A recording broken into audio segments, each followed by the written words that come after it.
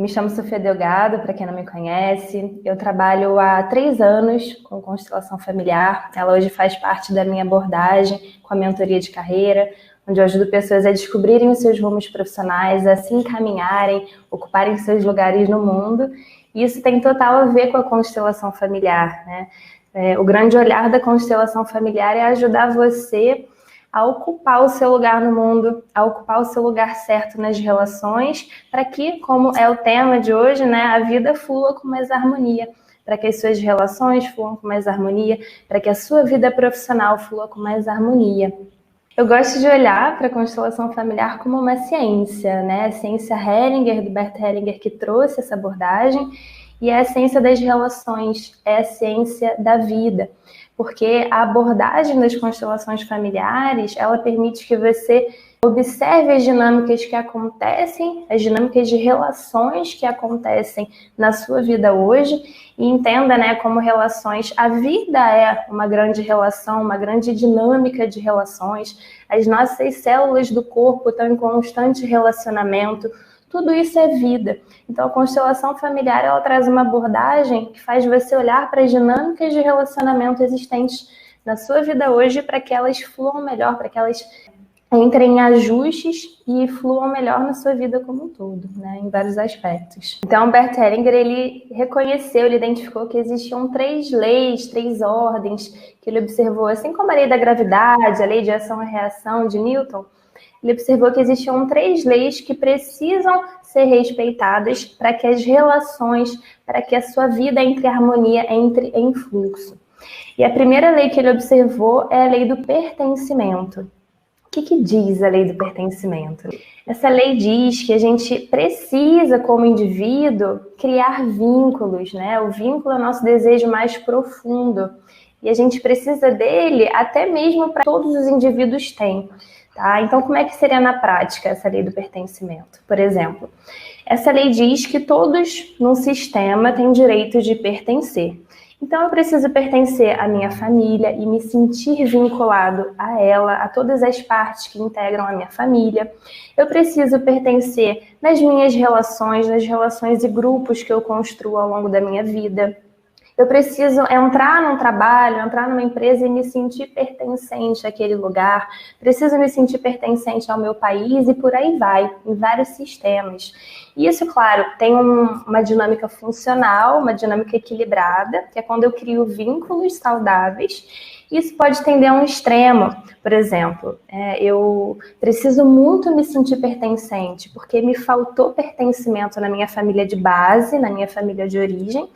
E aí eu vou para a vida profissional, por exemplo, e eu sou aquela pessoa que veste a camisa com exagero, eu viro workaholic, ou eu não encontro o meu lugar nos grupos e eu vou pulando de galho em galho nos grupos, eu vou pulando de galho em galho nas profissões, eu não me sinto pertencente a lugar nenhum e eu mudo de país, eu vou mudando de lugar o tempo todo para encontrar o meu lugar que eu não encontrei e, na verdade, sempre está ali, né? Eu preciso olhar sempre para a minha família de base para encontrar esse senso de pertencimento, porque quando eu encontro esse senso de pertencimento na minha família de base, aí sim, eu não busco mais significância lá fora, eu não busco mais pertencer a grupos, a torcidas organizadas, a partidos políticos com tanta convicção, com tanta lealdade cega, né? Eu não levanto mais bandeiras de maneira exacerbada porque eu já sei qual é o meu lugar e ele é lá na minha origem. Segunda lei é a lei da hierarquia, tá? Que o Bert Hellinger percebeu que ela denomina que quem vem antes tem precedência, quem vem depois é menor do que quem vem antes, tá? Então é uma lei que acompanha o sentido do tempo, tá? Quem veio antes é maior, quem vem depois é menor, não no sentido de superioridade, inferioridade, mas no sentido de colocar a ordem no puleiro. Isso vale para as relações, isso vale para relações familiares, isso vale para as relações organizacionais, né? Os sócios fundadores, eles vieram antes e fundaram a empresa, e depois vieram os colaboradores e por aí vai. E quando essa ordem ela não é respeitada, isso também, novamente, impede a gente de seguir no nosso fluxo.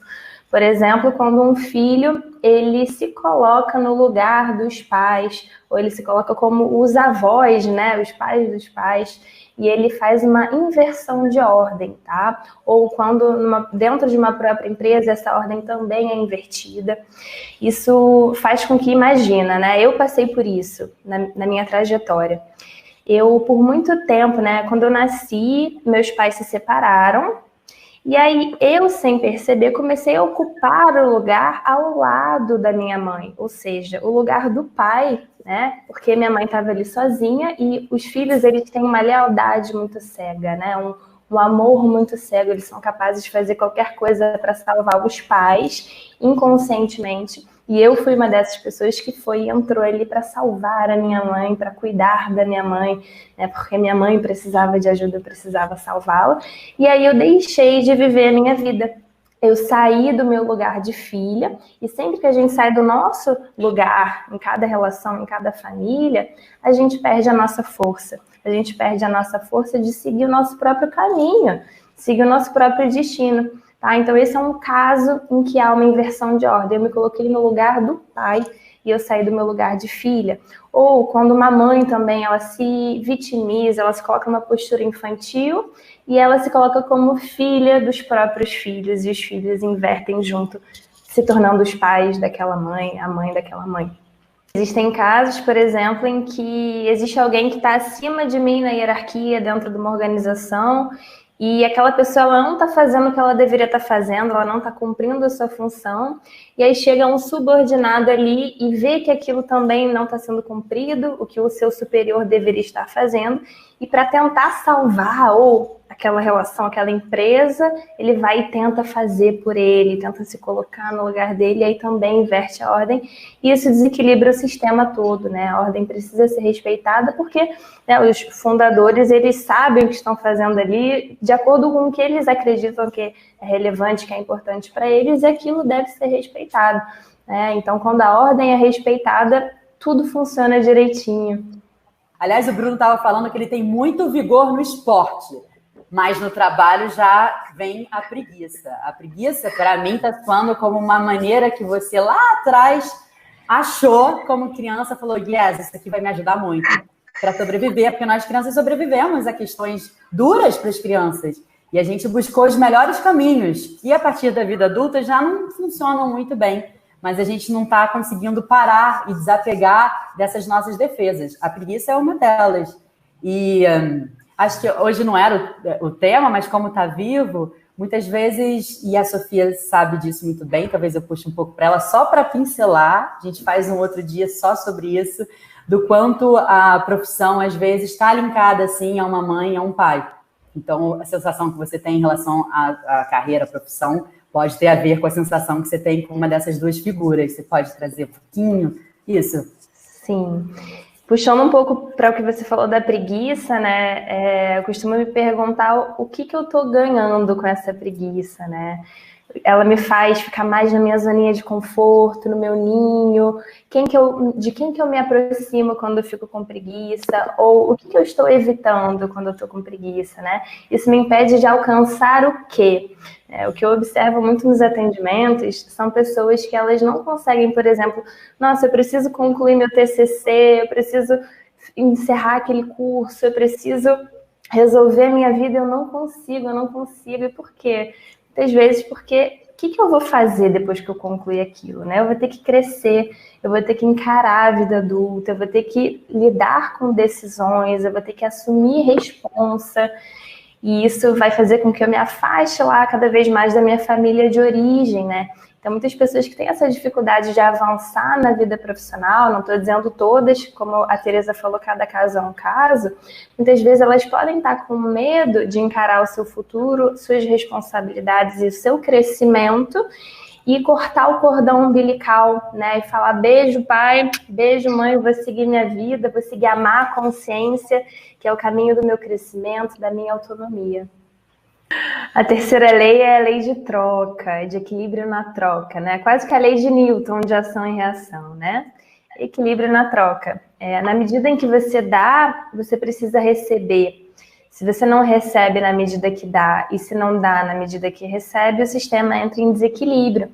Isso vale para relações horizontais, tá? O que são relações horizontais?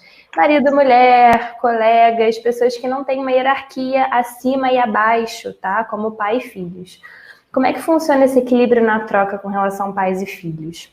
Os pais, eles dão, os filhos recebem. Os pais dão, os filhos recebem. Os filhos nunca devolvem aos pais, tá? Se eles devolverem, eles vão se colocar de igual para igual, tipo numa relação marido-mulher, por exemplo, entende? Então, os pais dão, os filhos recebem muito, até o momento em que eles se preencheram de pai e mãe, tomaram tudo que tinham que tomar de pai e mãe, tomaram, e aí eles já estão cheios de tudo, eles agradecem aos pais e seguem os seus caminhos. Então, qual que é a melhor forma dos filhos retribuírem aos pais? É seguindo os seus caminhos.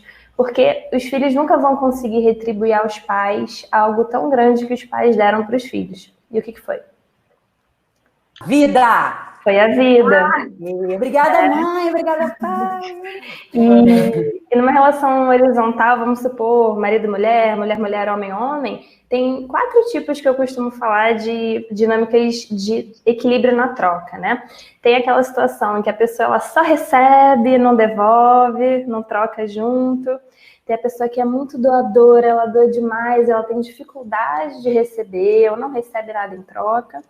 Tem aquela dinâmica de troca, que é a contagem de migalha, aquela troca manipuladora, né? Do tipo assim, você lavou nenhuma louça hoje, eu já fiz 3 lavagens de louça, você tá me devendo 3 lavagens de louça, eu não vou mais lavar a louça aqui nessa casa, entendeu? Só eu que lavo louça.